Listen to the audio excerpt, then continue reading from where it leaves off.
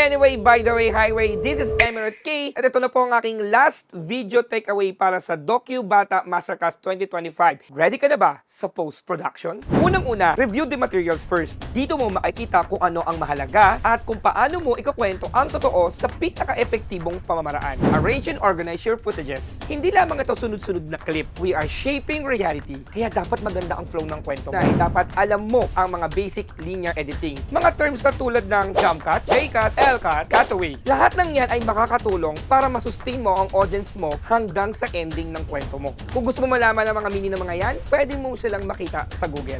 Know your application. Mapa-Premiere Pro man yan, CapCut, basta master mo sila, hindi magugulo ang editing process mo. Kaya habang nagsushoot ka pa lang, shoot it clean. Tamang framing, maayos na ilaw, malinaw na audio, G na yan. Post-prod is for enhancing, not for repair. Dapat gumamit ka ng music that builds emotion and creates mood para mas mapakita mo sa audience mo yung feels. Basta make sure na dapat to royalty-free at may license ka to use it para iwas copyright infringement din tayo. Color grading, di naman masyadong mahalaga. Pero okay din naman kung meron. Pero napaka-importante talaga nito ay yung kwento at yung mas malinaw na audio. Ito ang proseso ng pagbuo ng produkto ng storya mo. But it all starts with a good plan, clean shoot, and a clear message.